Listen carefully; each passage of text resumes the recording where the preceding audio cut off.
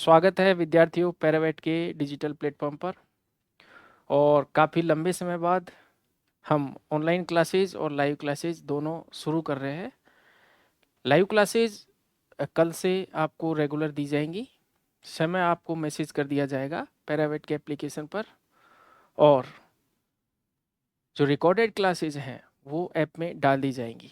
Live classes को हालांकि YouTube पर भी डाला जाएगा। तो सभी चीज़ों से लगभग आप फ्री हो चुके हो, और चूंकि अब नई सरकार वैकेंसीज को जल्दी प्रोसेस में लेगी, तो मुझे लगता है कि अब आपको पढ़ाई करना सुनिश्चित हो, और अब आपको शुरू करने का बहुत ही अच्छा मौका है। पशु परिचर की भर्ती और एलएससी की भर्ती दोनों हेतु वेटनरी सब्जेक्ट की क्लासेज आपकी रेगुलर रहेंगी। तो आज पशु परिचर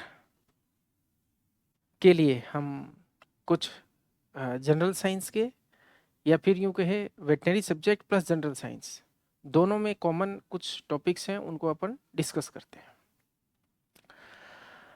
तो शुरुआत करते हैं। जैसे कुछ टॉपिक होते हैं, जैसे विटामिन है।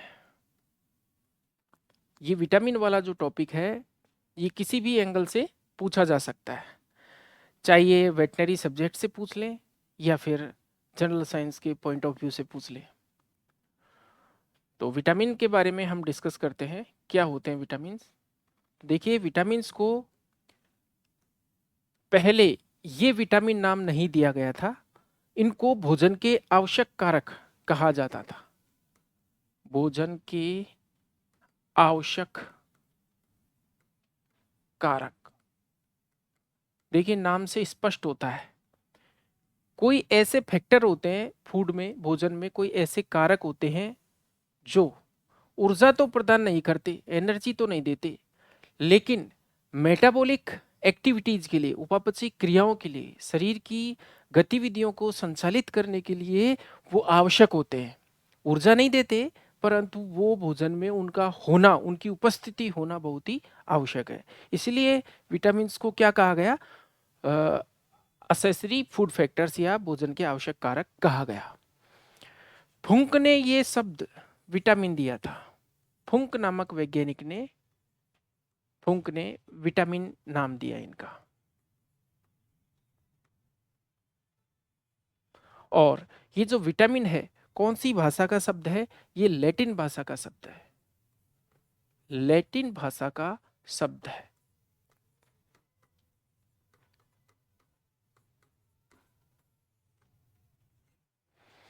देखिए, विटामिन को विटामिन किसने कहा? फुंक ने कहा। और पहले क्या कहा जाता था? इनको भोजन के आवश्यक कारक कहा जाता था।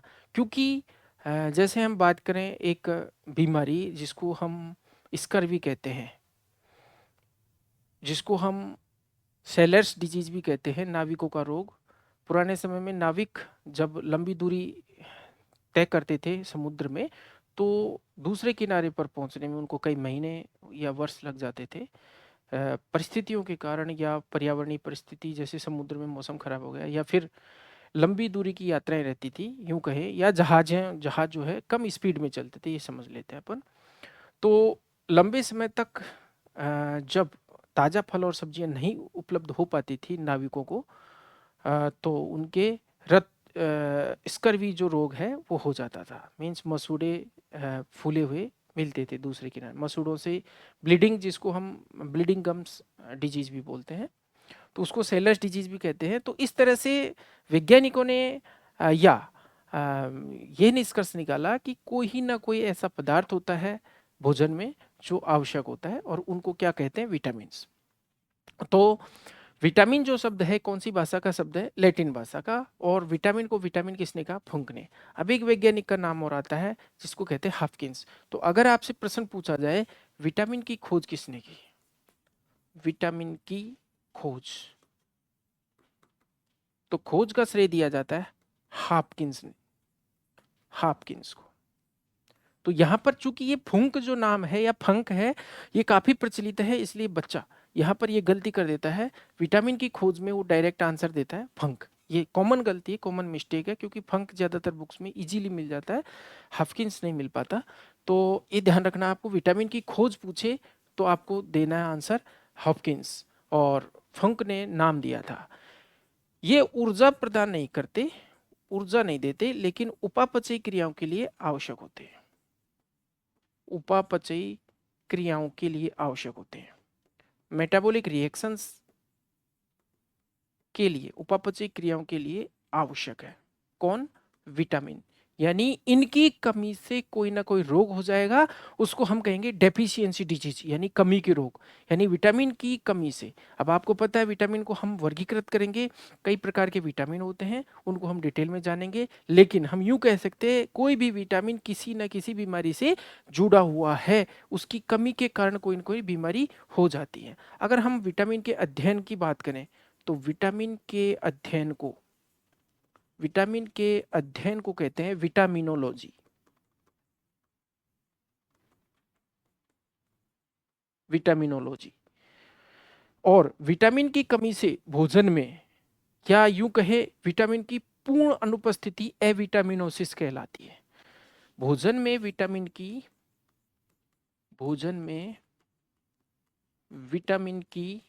पूर्ण अनुपस्थिति,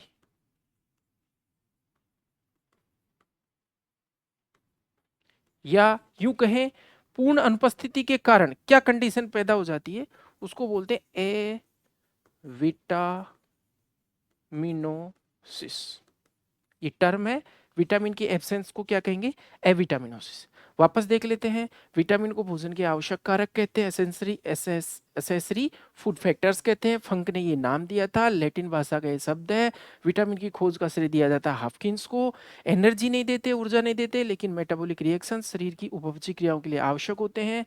विटामिन का अध्ययन विटामिनोलॉजी कहलाता है, और भोजन में विटामिन की पूर्ण अनुपस्थिति को हम कहते हैं एविटामिनोसिस। अब आगे हम बात करते हैं कि विटामिन्स को कैसे वर्गीकृत करते हैं। तो वर्गीकरण का सबसे बेसिक जो कंसेप्ट है वह है विलेयता के आधार पर। किसके आधार पर? विलेयता के आधार पर। ये सबसे सिंपल और सबसे ज्यादा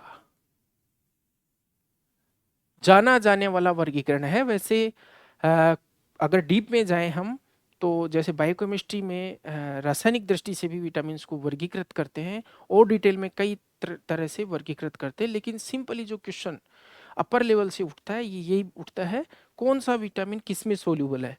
तो दो प्रकार के विटामिन होते हैं, एक तो वसा विलेय और एक जल विलेय। एक तो बोलते हैं फैट सोल्यूबल, वसा में जो आसानी से घुल जाते हैं उनको बोलते हैं फैट सोल्यूबल, और दूसरा है वाटर सोल्यूबल यानी जल विलेय, यानी जल में जो आसानी से घुल जाए उनको बोलते हैं जल विलेय विटामिन। तो फैट सोल्यूबल कौन कौन से होते हैं? देखिए, ए, डी, ई और के। ये आपको पता है, ए, डी, ई, के। तो ये तो होते हैं फैट सोल्यूबल, और पानी में घुलने वाले होते हैं बी कॉम्प्लेक्स और विटामिन सी।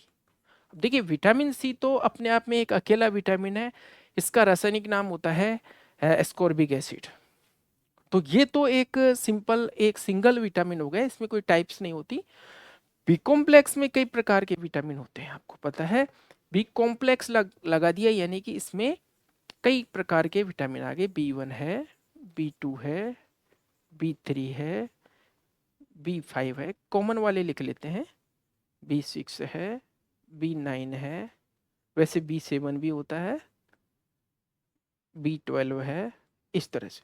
अब इसमें जो बी में घट के, जैसे B4 है और B10 है, B11 है, ये भी किसी न किसी रासायनिक पदार्थ को नाम दिया गया है। इस प्रकार के नाम भी दिए गए हैं।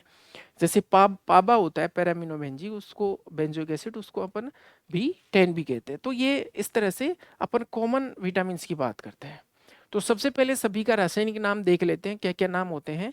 देखिए, विटामिन ए है, इसको रेटिनॉल कहते हैं। आपको पता है विटामिन ए 3 फॉर्म में पाया जाता है, एक तो अम्ल फॉर्म में जिसको रेटिनोइक एसिड कहते हैं, एक एल्डिहाइड फॉर्म में जिसको रेटिनेल कहते हैं, और एक अल्कोहल फॉर्म में जिसको रेटिनॉल कहते हैं। लेकिन तीनों में से रेटिनॉल सबसे कॉमन है, सबसे ज़्यादा पाया जाता है और सबसे ज़्यादा एक्टिव भी होता है।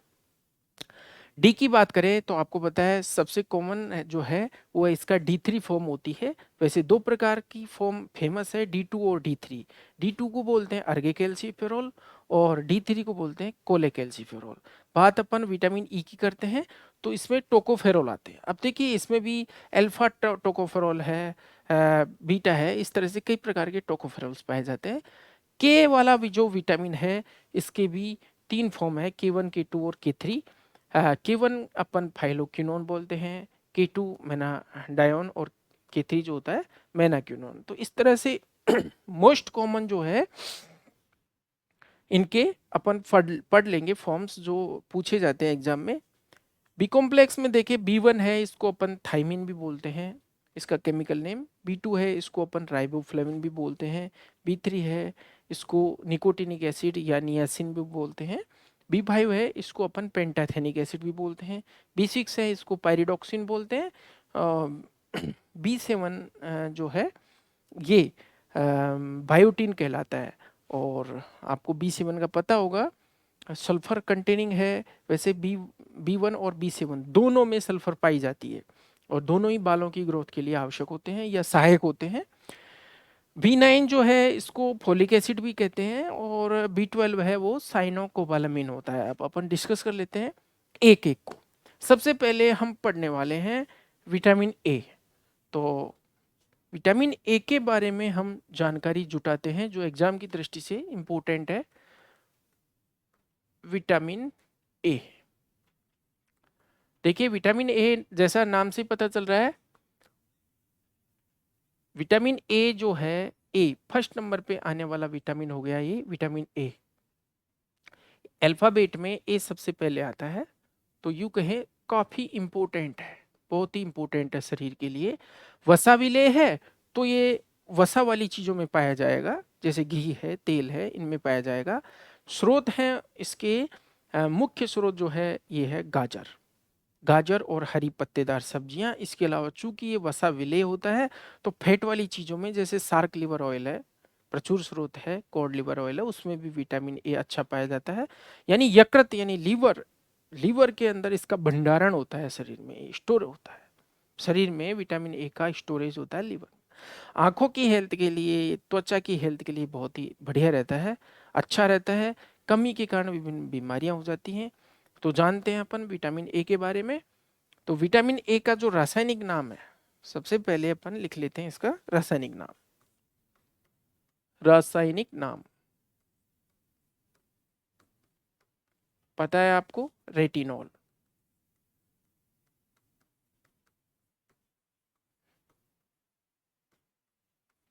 अब यूं कहे हम कि रेटिनॉल ही क्यों है, रेटिनल क्यों नहीं है। देखिए विटामिन ए जैसा कि अभी बताया आपको तीन फॉर्म में पाया जाता है। कौन कौन सी? एक तो एल्डिहाइड फॉर्म। एल्डिहाइड आपको पता है इसका जो प्रत्यय या जो सफिक्स है वो लगता है एल, एल। तो इसका नाम हो गया रेटिनेल, यानी ये वाली फॉर्म CHO, एल्डिहाइड वाली फॉर्म। दूसरी फॉर्म है एल्कोहल वाली फॉर्म। तो एल्कोहल का जो नाम में जो प्रत्यय लगता है वो है ऑल। तो इससे जो नाम हुआ इसका वो हुआ रेटिनॉल, OH। और तीसरी जो फॉर्म है इसकी है एसिड फॉर्म, यानी अम्ल रूप। तो अम्ल के जो प्रत्यय के रूप में या सफिक्स के रूप में लगता है ओइक एसिड लगता है। तो ओइक यानी हो गया ये retinoic acid, retinoic acid. Oic, oic इसका प्रत्यय होता है, इससे हो गया ये रेटिनोइक। ये इसका ये जो इसमें जो क्रियात्मक समूह जिसको हम बोलते हैं ये वाले होते हैं।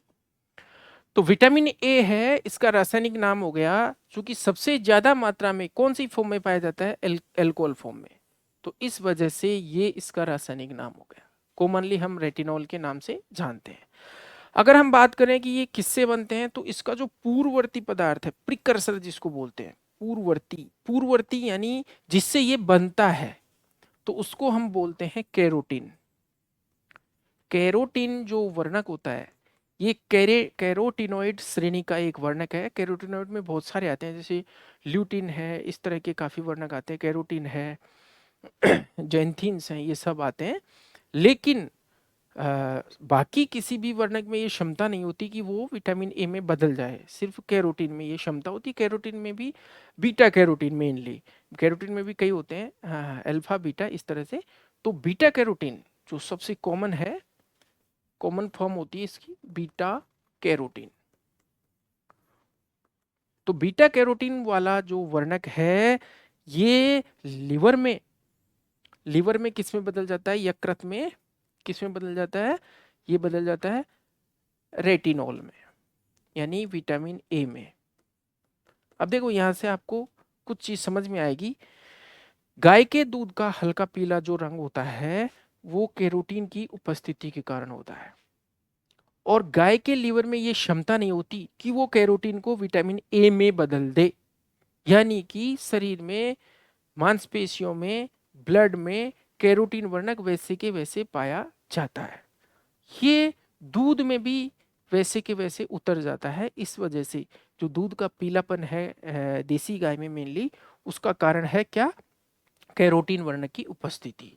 आपको पता होना चाहिए जो रेटिनॉल है, ये विटामिन ए कहलाता है, और फैट में सोल्यूबल है, तो इसका कोई कलर नहीं होता, ये क्या होता है, रंगहीन होता है। अब भैंस के दूध में सफेदपन होता है, यानी सफेद जो रंग होता है, वो इसकी अनुपस्थिति के कारण होता है। सफेद रंग का जो कारण है वो केसीन, प्रोटीन और कैल्शियम की उपस्थिति है। लेकिन पीला क्यों नहीं है, इसका आंसर ये है कि भैंस के लीवर में बीटा कैरोटीन पूर्णतया रेटिनॉल में बदल जाता है, विटामिन ए में बदल जाता है। और विटामिन ए कलरलेस होता है, कलरलेस होता है, रंगहीन होता है, तो कोई अपना रंग नहीं दे पाता, ये कारण है। तो कैरोटीन जो वर्णक है, ये किसका पूर्ववर्ती पदार्थ है, विटामिन ए का पूर्ववर्ती पदार्थ है। आगे हम बात करते हैं, मेनली बीटा कैरोटीन से रेटिनॉल बनता है। खोज की बात करें विटामिन ए की खोज की, तो खोज करता है मैकुलम और डेविस। विटामिन ए के खोज करता है मैकुलम और डेविस। इसको एंटी जीरोफ्थैल्मिक विटामिन भी बोलते हैं, एंटी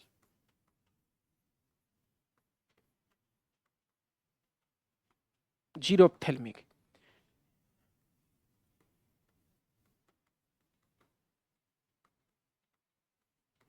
या फिर एक्सीरेफ्थोल, वैसे बुक्स के अंदर इसे एक्सीरेफ्थोल शॉर्ट में एक्सीरेफ्थोल भी कहते हैं। एंटी जीरोफ्थोल, जीरोफ्थैल्मिक, जीरोफ्थैल्मिया क्या होता है, जीरो शब्द का मतलब होता है सूखा, जीरो का मतलब होता है सूखा। आपको पता है जीरोफाइट जो सूखे में उगते हैं, मरुस्थल में उगते हैं, उन पौधों को जीरोफाइट कहते हैं। और ऑप्थेल्मिक वर्ड आता है ऑप्थेल्मा, ऑप्थेल्मिक शब्द आता है आंख के लिए, यानी इसकी कमी से क्या हो जाएगी, आंख सूखी रह जाएगी। सूखी रह जाएगी तो कॉर्निया पर यहाँ पलकों से घर्षण होएगा, घर्षण होएगा, तो ये ऊपरी परत थोड़ी थोड़ी स्क्रैच हो जाती। स्क्रैच होने के कारण आंखों में जो उपकला ऊतक हट गया, उसमें बैक्टीरिया या फिर कीटाणु, जीवाणु, कोई भी सूक्ष्म जीव इन्वेड कर सकता है, उसमें संक्रमण कर सकता है, जिससे आंखों की बीमारी हो सकती है। यानी आंखों के लिए ये अति आवश्यक विटामिन हो गया। तो एंटी जीरोफ्थैल्मिक विटामिन भी इसको कहते हैं। आगे अपन इसकी कमियों की बीमारियां भी पढ़ेंगे, इसका नाम देख लेते हैं। एक तो हो गया ये रेटिनॉल, दूसरा हो गया एक्सीरेप्थोल या एंटी जीरोफ्थैल्मिक विटामिन। इसका जो पूर्ववर्ती पदार्थ है वो रेटिनॉल हो गया, सॉरी कैरोटीन हो गया, और इसका नाम हो गया रेटिनॉल। आगे हम बात करते हैं इसके स्रोत की। तो विटामिन ए के स्रोत आपको पता है, सबसे मोस्ट कॉमन है गाजर, कैरेट। और कैरेट का जो नाम है कैरोटीन की वजह से कैरेट है, कैरेट या फिर गाजर। और हरी पत्तेदार सब्जियां या हरी पत्ती, हरी पत्ती आप सब्जियों के रूप में, मनुष्य के लिए हम बात करें तो सब्जी के रूप में, या फिर जानवर के लिए हम बात करें तो हरी घास। तो हरी पत्ती या फिर जैसे दूध है या घी है या सार्क अथवा कॉड, मछली के लीवर का तेल, मछली के लीवर का तेल, कॉड लिवर ऑयल और सार्क लिवर ऑयल। देखिए कॉड में विटामिन डी ज्यादा होता है, सार्क लिवर ऑयल के अंदर विटामिन ए ज्यादा होता है। कॉड लिवर ऑयल भी विटामिन ए का स्रोत है, लेकिन जो ज्यादा, ऐसे याद रखना है, सार्क ए आ रहा है तो विटामिन ए, कॉड डी, तो ये ज्यादा है इसमें। हालांकि उपस्थिति विटामिन ए की भी है, क्योंकि आपको मैंने बता दिया कि विटामिन ए का संग्रहण कहाँ होता है, संग्रहण यानी स्टोरेज वो होता है लिवर में। यकृत में विटामिन ए का स्टोरेज होता है, संग्रहण होता है। आगे हम बात करते हैं इसकी कमी के कारण। तो देखिए कमी के कारण क्या क्या हो जाता है। सबसे मोस्ट कॉमन आप जानते होंगे, नाइट ब्लाइंडनेस, नाइट यानी रात, ब्लाइंडनेस, ब्लाइंडनेस मतलब अंधापन, रात का अंधापन, इसको हिंदी में कहते हैं रतौंधी। रात में ही अंधी हुई तो इसको क्या कहा, रतौंधी। रात में अंधी, रात में कम दिखाई देगा, दिन में तो खूब दिखेगा। रात में क्या प्रॉब्लम रहती है, रात में प्रकाश की कमी होती है। प्रकाश की कमी यानी डिम लाइट में विजन गड़बड़ा जाता है, कम दिखाई देता है, उसको हम बोलते हैं रतौंधी या नाइट ब्लाइंडनेस।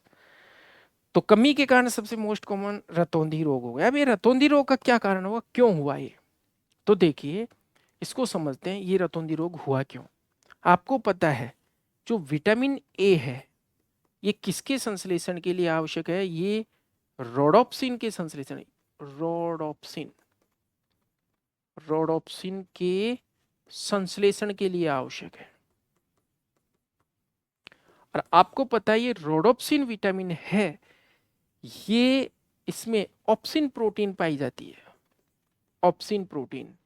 और ये ऑप्सिन प्रोटीन है विटामिन ए का ही घटक है, यानी यूं कह सकते हम विटामिन ए के अंदर ही ये ऑप्सिन प्रोटीन पाई जाती है।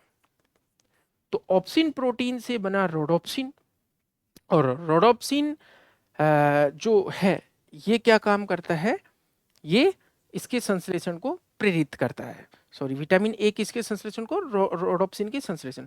चूंकि ऑप्सिन तो विटामिन ए में ऑलरेडी है ही, और रोडोप्सिन जो वर्णक है ये अंधेरे में देखने के लिए सहायक है।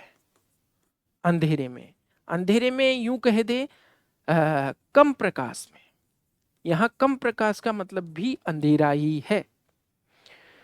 घोर अंधेरा हमारे लिए घोर अंधेरा होता है, उल्लू के लिए घोर अंधेरा नहीं होता। उल्लू उसमें देख सकता है, क्योंकि उल्लू की आंखों में रॉड सेल्स ज्यादा होती हैं, शलाका कोशिकाएं ही पाई जाती है, और रोडोप्सिन वर्णक रॉड सेल्स द्वारा बनाया जाता है।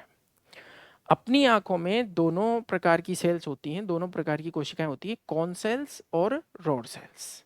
कॉन सेल्स जो है ये प्रकाश में कलर विभेदन, लाइट की उपस्थिति में कलर या वर्णकों को डिफ्रेंशिएट करने में, जैसे हमको जो अलग अलग कलर्स दिखते हैं वो कौन सेल्स के कारण दिखते हैं, और डिम लाइट में जो दिखता है वो रोडोप्सिन वर्णक के कारण दिखता है।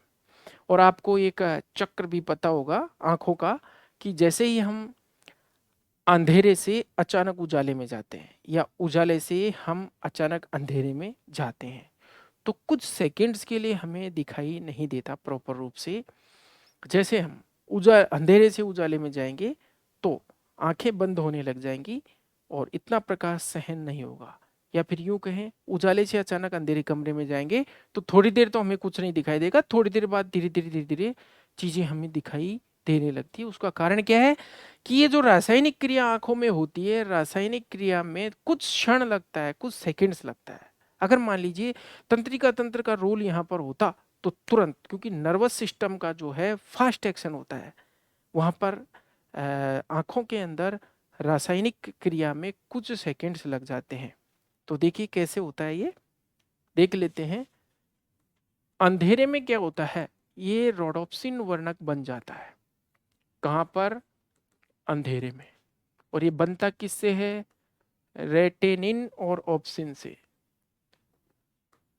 रेटेनिन प्लस ऑप्सिन से। तो ये तो अंधेरे में बनता है, अंधेरे में। और उजाले में क्या होता है? उजाले में या फिर यूं कहे प्रकाश की उपस्थिति में ये टूट जाता है। तो प्रकाश की उपस्थिति में रोडोप्सिन टूटा तो ये तो होगा उजाले में, यानी प्रकाश की उपस्थिति में। और ये बनेगा अंधेरे में। तो अंधेरे में ये दोनों मिलते हैं, तो मिलने में कुछ सेकंड्स लग जाते हैं। हम अचानक उजाले से अंधेरे में गए तो इसको बनने में, इसके संश्लेषण में कुछ सेकंड्स का समय लगा, इसलिए कुछ देर बाद हमको रोडोप्सिन बनते ही दिखाई दे। तो फाइनली हमको एक चीज तो समझ में आ गई कि रोडोप्सिन वर्णक हमको अंधेरे की दृष्टि देने में या अंधेरे में या कम प्रकाश में दिखाने में सहायक होता है। और रोडोप्सिन वर्णक की कमी किसके कारण हुई? विटामिन ए की कमी के कारण इसकी कमी हो गई, इस वजह से रतौंधी रोग हो गया। क्लियर है? आगे हम पढ़ते हैं। और ये जो बनता है कौन सी सेल्स से बनता है? Rod sales. आंखों में दो प्रकार की कोशिकाएं पाई जाती है, एक तो रॉड सेल्स और एक कॉन सेल्स। शंकु कोशिकाएं, कौन होता है? शंकु, शंकु कोशिकाएं। और इनको बोलते हैं शलाका कोशिकाएं। शलाका कोशिकाएं ये अंधेरे में दिखाती है, ये हमें कलर कलर डिफरेंशिएशन या। अब हम दूसरी जो बीमारी पढ़ते हैं विटामिन ए की कमी से, उसका नाम है जीरोथैलेमिया।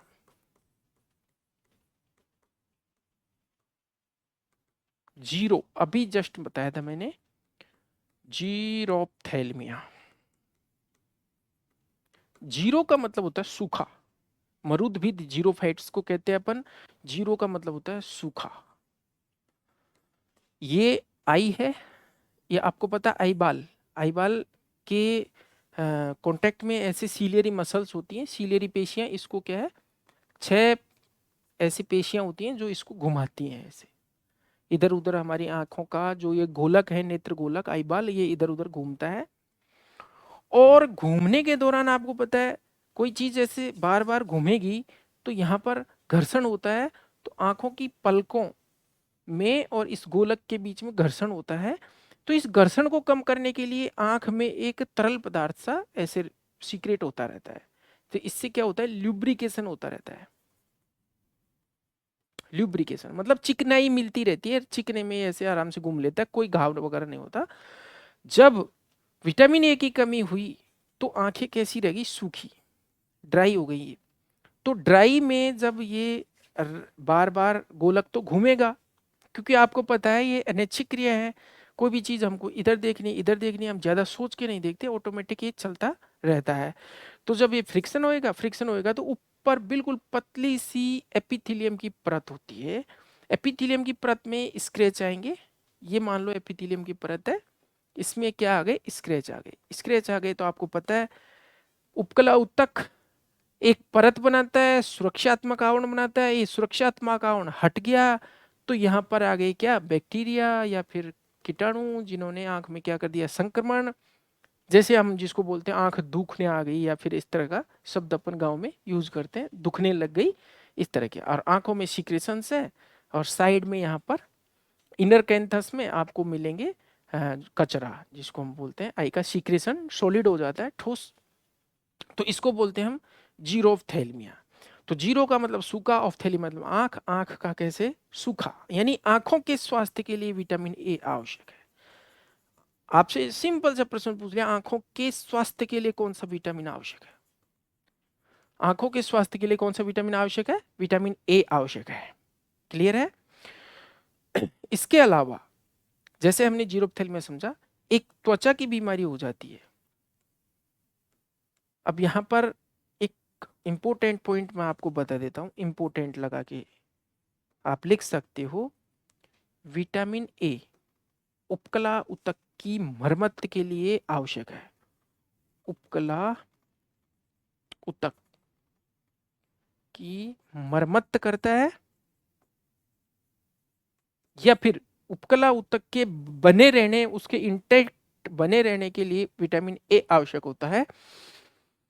तो आपको पता है उपकला ऊतक क्या होता है? उपकला ऐसा ऊतक जो अन्य ऊतकों पर वृद्धि करता है उसको हम उपकला ऊतक कहते हैं। उपकला ऊतक बॉडी की सारी कवरिंग, शरीर के बाहर, आंखों में, अंदर, पूरे डाइजेस्टिव ट्रैक्ट, लंग्स और शरीर की विभिन्न संरचनाओं के ऊपर एक पतली सी कवरिंग बनाता है।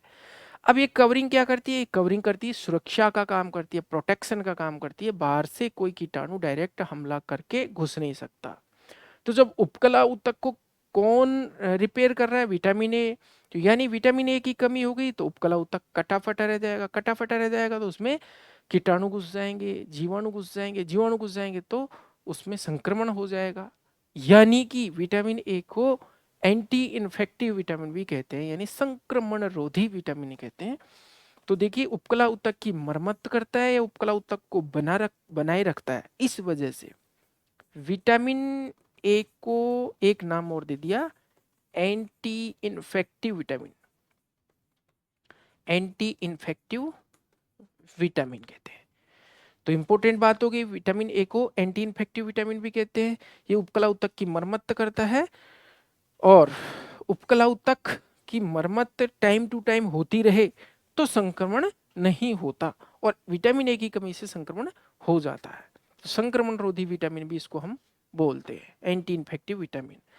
इसके अलावा यह शुक्राणु के निर्माण यानी शुक्र जनन और अंडाणु के निर्माण को बोलते हैं अंड जनन के लिए भी आवश्यक होता है।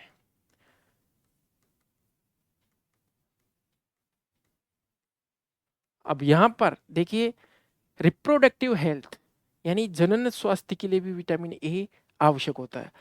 चूंकि शुक्राणु कहाँ बन रहे हैं, ध्यान दीजिए, ये टेस्टिस, टेस्टिस में ये क्या होती है?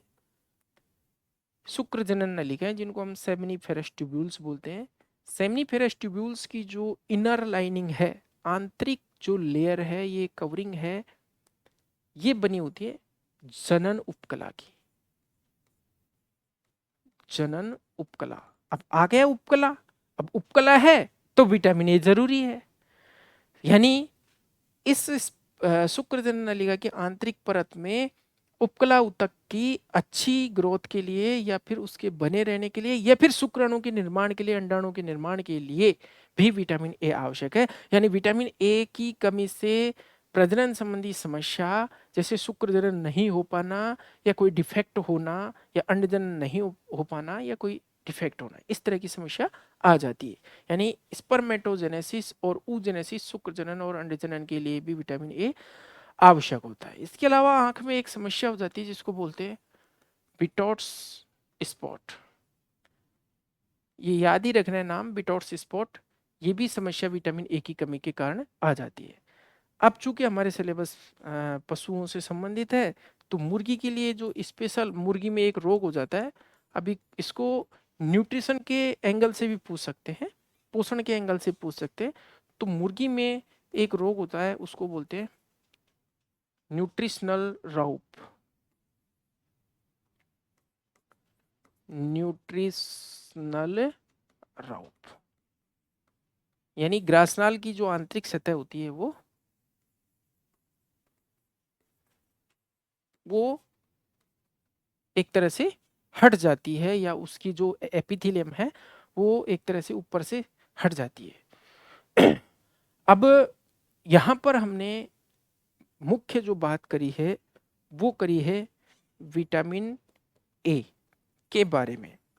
तो विटामिन ए के बारे में हमने जाना कि ये त्वचा के लिए भी आवश्यक होता है। त्वचा सूखी रह जाती है, उसको हम जीरो, स्किन सूखी रह जाने के कारण किरेटाइटिस, किरेटाइटिस जैसी स्थिति हो जाती है। यानी त्वचा के ऊपर पपड़ियां सी पपड़ियाँ सी बन जाती हैं जिसको हम अपन बोलते हैं कीरेटाइटिस या कीरेटोमलेशिया। कीरेटोमलेशिया जैसे आंखों के अंदर हुआ वैसे ही त्वचा की भी प्रॉब्लम क्रिएट हो जाती है, उत्पन्न हो जाती है इससे। तो आंखों के लिए, त्वचा के लिए विटामिन ए बहुत जरूरी होता है। और शरीर की सभी संरचनाएं जो कि उपकला ऊतक द्वारा कवर होती हैं, उन सभी संरचनाओं के लिए या उनकी इंटैक्ट या उनको संक्रमण से बचाने के लिए विटामिन ए आवश्यक होता है। इसलिए विटामिन ए को अपन संक्रमण रोधी विटामिन भी कहते हैं। तो आज की क्लास में हमने यहाँ से शुरू किया है, जैसे विटामिन हम पढ़ेंगे, इसके बाद हम एंजाइम्स भी पढ़ेंगे। इस तरह से टॉपिक वाइज पूरा बायो, यहाँ तक कि जो रसायन रसायन विज्ञान है, केमिस्ट्री है, उसके भी टॉपिक्स, फिजिक्स के भी टॉपिक्स, ये सब पशु परिसर के लिए। और साथ में यहाँ पर अपना जो लाइफ स्टॉक इंस्पेक्टर है उसकी भी जो तैयारी साथ में चलती रहेगी। तो आज की क्लास में इतना ही। Thank you.